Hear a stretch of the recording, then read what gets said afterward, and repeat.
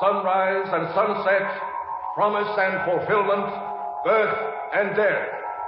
The whole drama of life is written in the sands of time.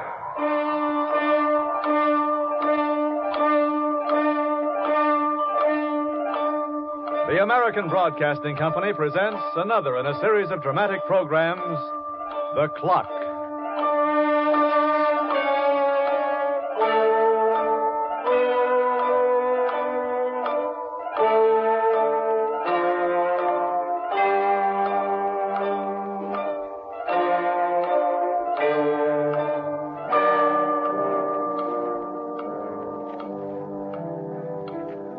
From the point of view of time, the world is filled with objects that are aged.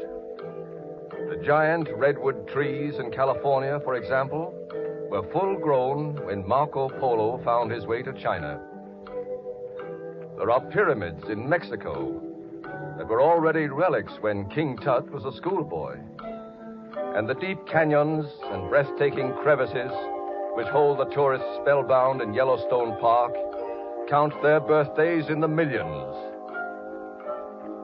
These venerable landmarks may have even preceded Father Time himself. But there is still nothing in this world that is quite so old as yesterday's newspaper.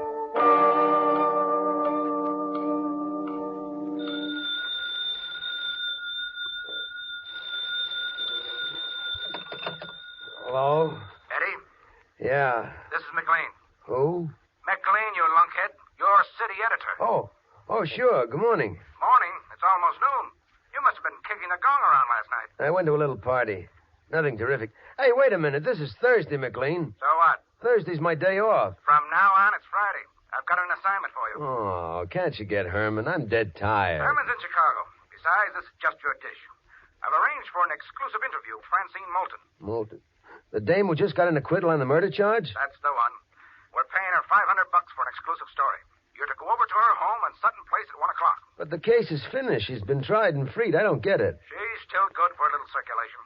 I'll send Joe with you to get some pictures. It's great for our Sunday supplement. I got the date at 1? Yeah. Joe knows the address. He'll pick you up at 12. And Eddie. Yeah? Use your noodle. Try to make her talk. You never can tell. You may run up against a brand new gimmick.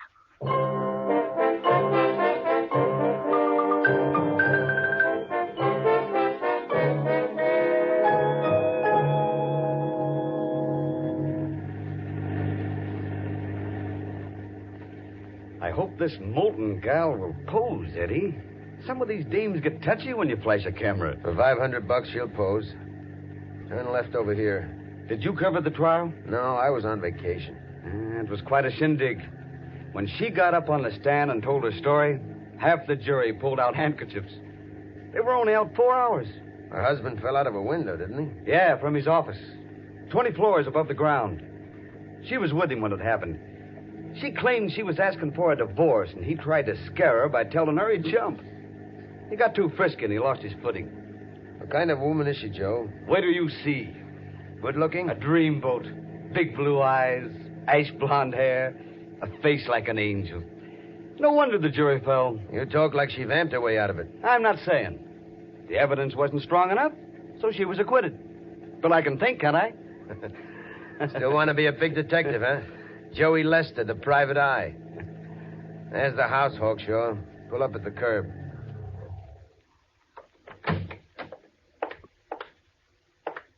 And listen, Joey. Huh? I'm the reporter, and you're the guy with the camera. I'll do the talking. Okay. Say, some dump. Yeah, pretty classy. Her husband left her plenty. She can afford to live in style. I wonder why she agreed to give us this story in the first place. Maybe she's one of those publicity hounds. Loves to see her name in the papers. Yes, sir? Is Mrs. Moulton at home? Who's calling, please? Mr. Evans, Daily Tab. Mrs. Moulton isn't seeing any reporters, sir. Look, tell her we're here. We got a date.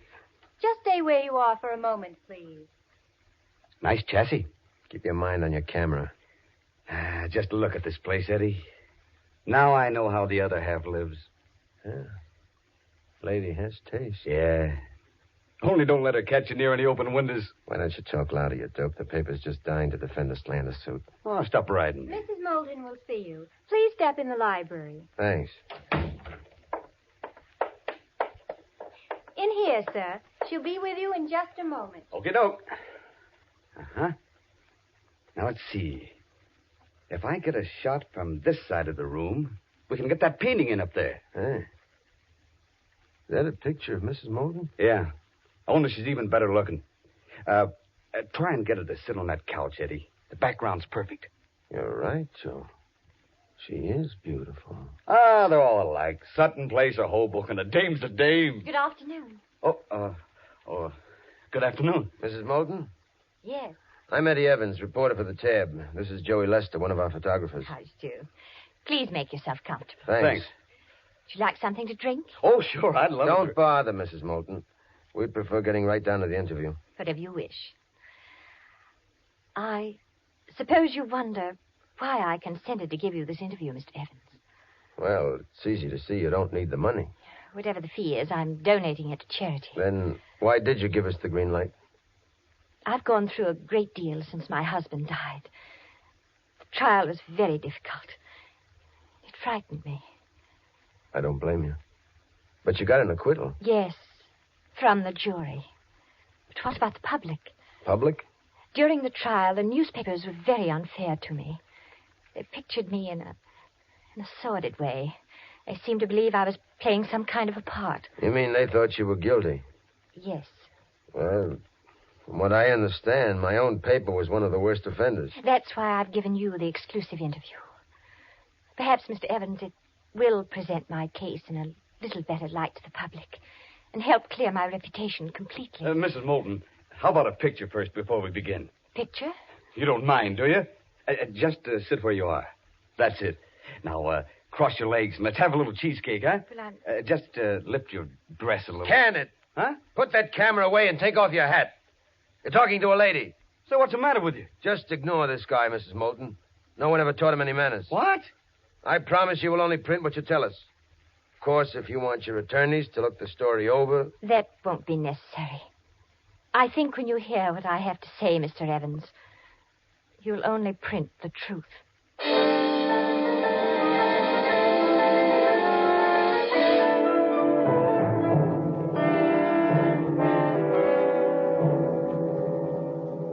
I tell you, the guy is nuts, Chief. He wouldn't let you take any pictures? No.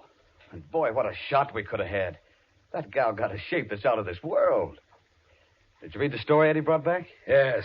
It's got as much appeal as a can of salmon. Well, the guy acted like he was drunk all through the session. You'd think she was the first blonde he ever saw in his life. Yes, Mr. McLean? Is Eddie Evans out there? Yes, sir. Send him in. All right, beat it. I'll talk to Eddie alone. Get this copy right Hello, Eddie. Hello, pinhead. Going back to your blocks? Oh, cut it out. Eddie, we can't use this interview of yours. Why not? Because it's too dull, that's why. I wrote up what she told me. For the love of Mike, that dame's no saint. You've got this thing looking like the lyric of a hymn. If you wanted cheesecake and hysterics, McLean, you picked the wrong woman. Mrs. Moulton happens to be a lady. But didn't she tell you anything about her husband? Maybe he was a tramp. Maybe he slugged her. We've got to have something to talk about, don't we? You've got everything right there in that story. Her husband treated her okay until he started going haywire. She doesn't like to talk about him. And I don't blame her. Listen, Boy Scout, you sound like you've fallen for the dame. You pay me to get interviews. If you want to do a little muckraking, get someone else. Don't you talk to me like that, you cheap bum. What? If you think you're going to throw $500 down a sewer just to cover a dirty blonde... Next time, maybe you'll have a little more respect. There won't be any next time, Evans. You're fired. Get out.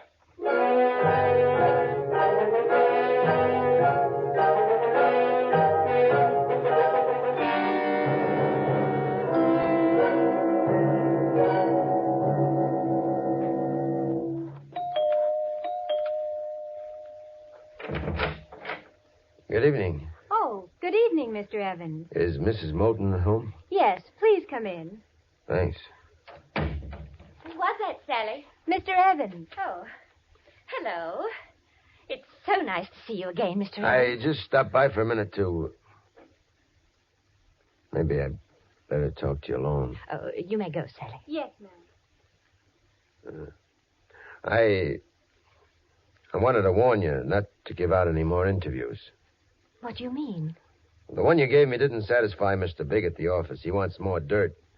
Oh, I see. They may send someone around for another try. Well, don't see him. Thank you for telling me. It's all right. I hope I haven't caused you any inconvenience. Didn't get into any trouble because of that story, did you? I only got fired, that's all. Oh, no. But it wasn't the story. It was something else. Anyway, I can pick up another job. Mrs. Moulton, you mind if I tell you something? Of course not. You won't think I'm too fresh? No. I've never met a woman like you before. I mean, I was nursed in the gutter and brought up in an alley. I've been covering criminals for that cheap tabloid so long, I think I've forgotten what a lady looks like. But after meeting you, I remembered again. You're very sweet, Mr. Evans. I'm terribly sorry about what happened. Forget it. Well, I'll mosey along now. Will I see you again? You mean you want to? Why not come here for dinner tomorrow night? Come early and we'll have cocktails together. Can you manage it? Can I manage it? Oh, boy, you just try and keep me away.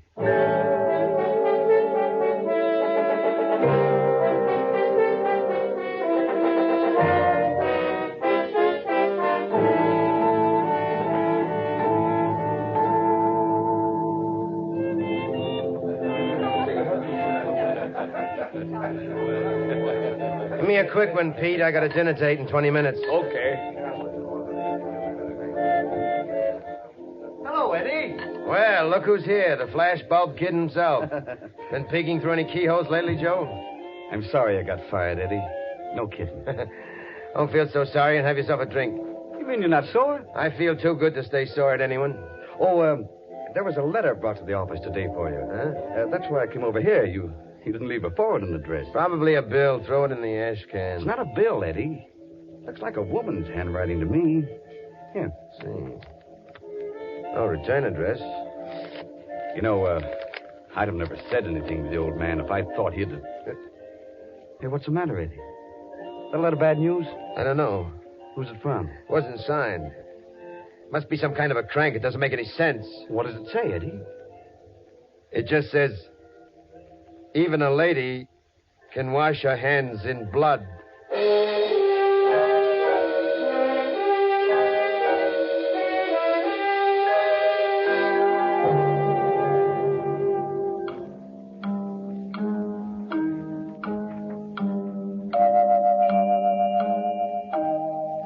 As inevitable as it is that the seconds will grow into hours and the hours into years, so is it inevitable that a seed of suspicion will, sooner or later, ignite in the mind of its bearer and burst into a conflagration to consume his life and leave him nothing but ashes and death.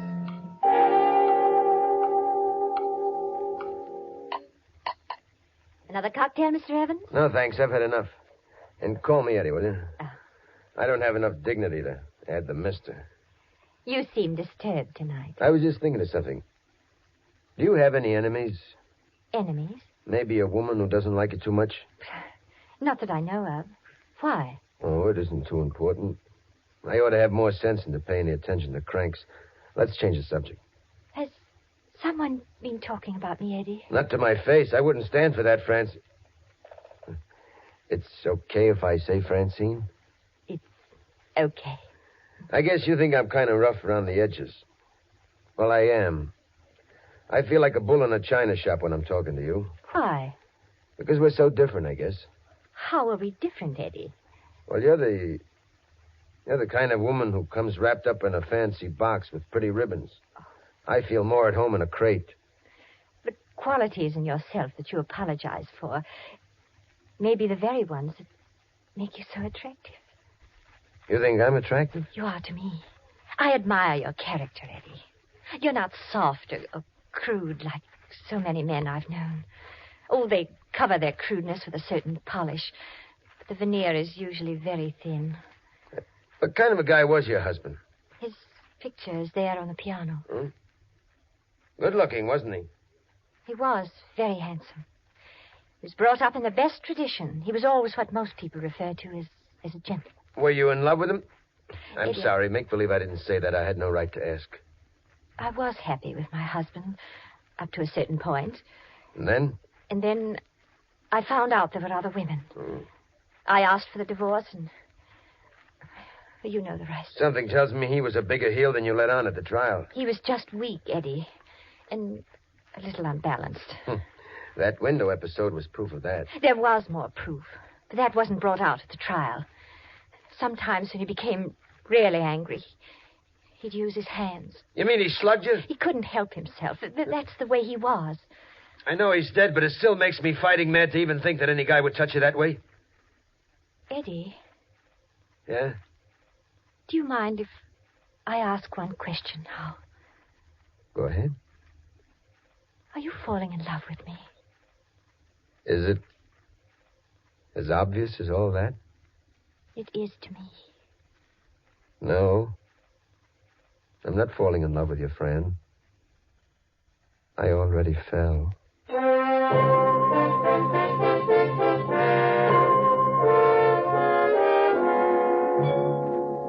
Flowers were lovely, Eddie. Thank you so much. Did you read the card? Yes. Oh, but your French is very bad, Eddie. I love you is je t'aime.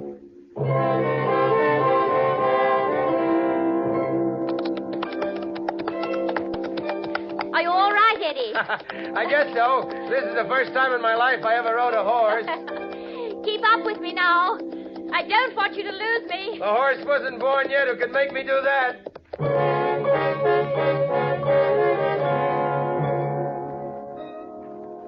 I'll be over at 9, Fran, with something important on my mind. I've got a surprise for you. But, Eddie, what kind of surprise? You'll find out later. But I can tell you this much. The suspense will be tougher on me than you.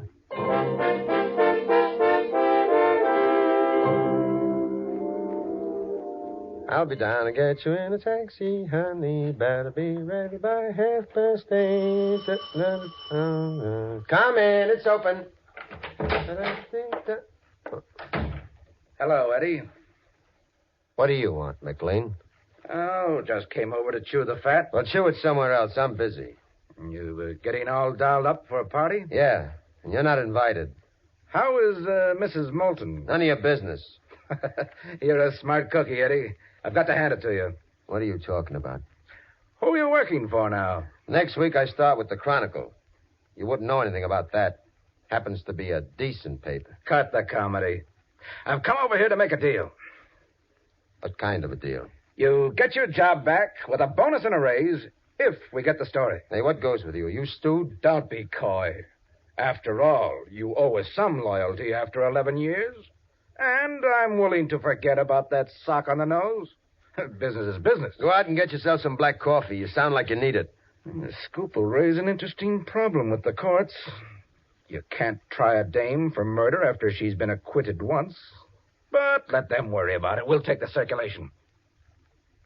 What are you drooling about, you overfed jerk? All right, skip the tough guy act. You've been making a play for Francine Moulton to get new evidence, haven't you? New evidence? You're crazy. What about this letter? What letter?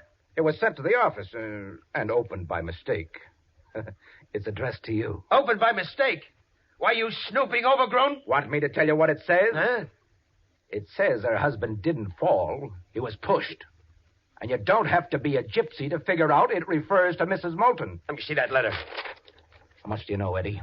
And how much longer will it take you to get all the dope? This was written by a nut. That's what you told Joe about the first one. All right, Eddie. I'll make a deal with you. I'll give you $1,000 for the yarn when it breaks, and I'll pay off whoever you're in cahoots with. The door's right behind you, McLean. Use it. Don't talk like a kid. Get out before I wrap this chair around your neck. Oh, okay, sonny boy. Have it your way. But if you happen to change your mind, you can give me a ring. I'll set aside that $1,000 just for you.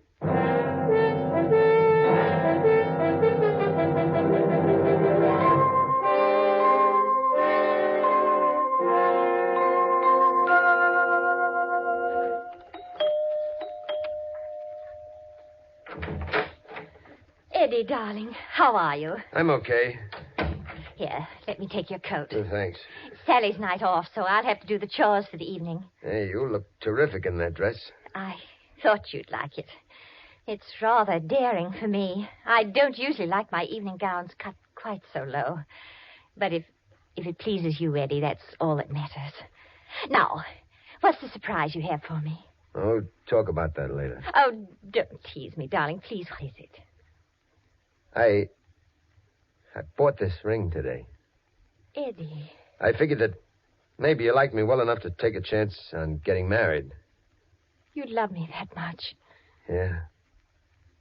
I'm very touched. Fran, look at me. Have you always been on the level? What do you mean? With me? You know I have. I almost feel like a louse when I say this, but gotta get it off my chest. Tell me, Eddie. You know you can say whatever you like, and I'll understand. No. You tell me. Tell you what? How your husband died. Eddie, Tell me the whole story and don't leave anything out. I don't understand why you want to hear it. I've got my reasons. All right. I went up to his office, told him my bags were packed. I said I knew about his other women. I couldn't stand it any longer. Go on. He'd been drinking. He often did in the middle of the day. Suddenly he became furious. He grabbed my arm and twisted it behind my back. When I started to scream, he let me go, and he shouted that he'd kill himself if I left him. Then he went to the window and stood on the ledge. Yes. He slipped and fell over.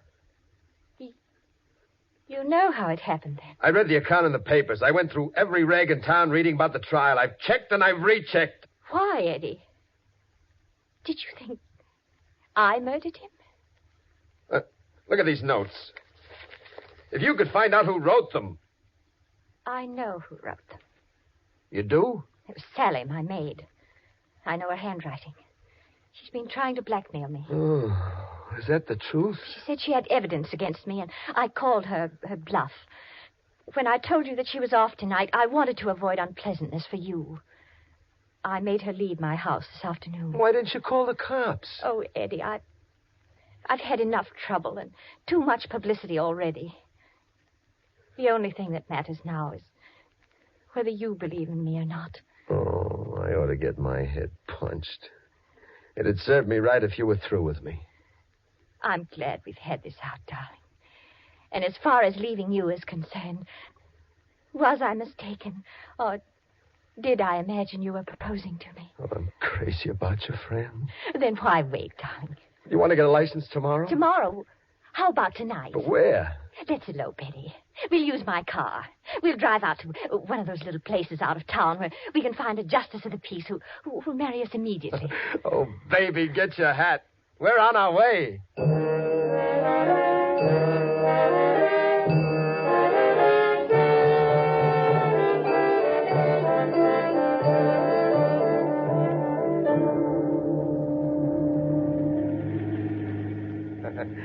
Haven't changed your mind yet, have you? Oh, no, Eddie. We'll be across the state line in half an hour. Then it's Mr. and Mrs. Eddie Evans, and I'll brain the guy who looks at you twice. Oh, I'm so happy, Eddie. How do you think I feel? I never thought I'd be lucky enough to grab a fancy prize like you. What happened? It sounded like a flat and a rotten brake. Yeah, it's a flat, all right. Left front wheel. Forget about it, Eddie. Maybe... It'll only take 10 minutes to change. We don't have time to stall around waiting for a lift. Yeah. This your trunk key, honey? I want to get the tools. Yes. I'll be fast. Eddie. Yeah? Oh, nothing. Go ahead and get the tools.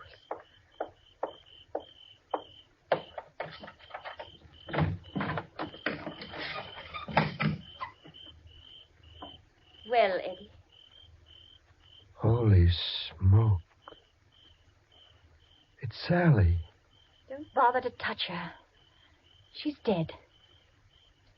You killed her? Yes. Too bad, Eddie.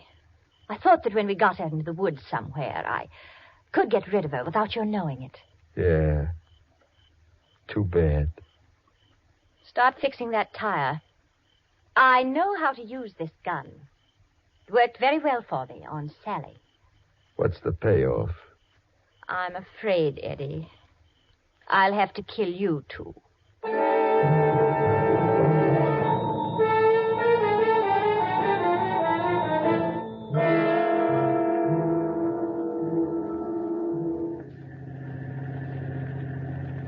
Slow down at the end of this stretch.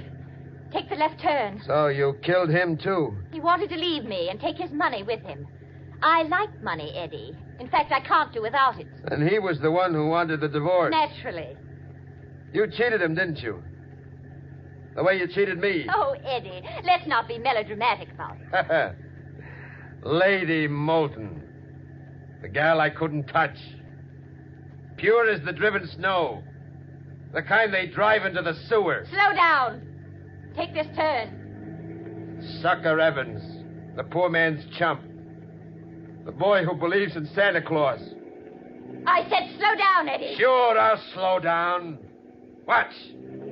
Stop this car, I'll shoot. Go on, pot me. And then see how it feels to go into a ditch at 70 miles an hour. Eddie! You'll kill us both. Slow down. That's the idea, Lady Moulton. You catch on fast. I gotta go anyway. Now I'll have some company. Eddie! I'll give you what you asked for, you double-crossing little tramp. Sorry I won't have time enough to kiss you goodbye.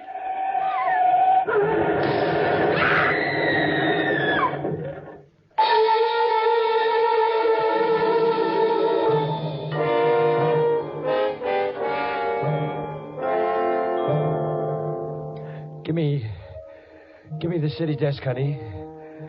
Eddie Evans talking. McLean, I'm in a gas station on Route 1. Yeah, I'm hurt. I'm hurt bad, baby. But not so bad that I won't be up to collect that $1,000. And you know how I'm going to use it, Mac? You know how? I'm going to donate it to royalty.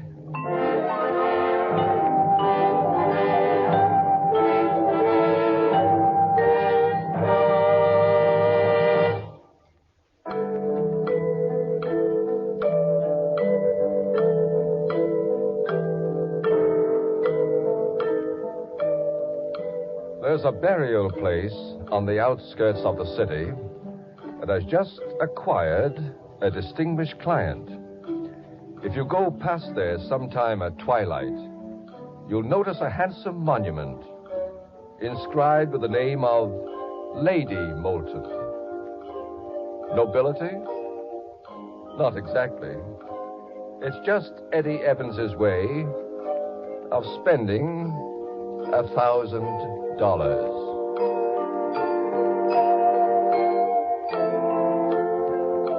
The Clock will be heard again next week, same time, same ABC stations. This program was written by Lawrence Clee, directed by Clark Andrews. Music under the direction of Glenn Osser. Heard on tonight's program were Alice Frost as Francine, Joe DeSantis as Eddie. Listen again next week, same time, for The Clock.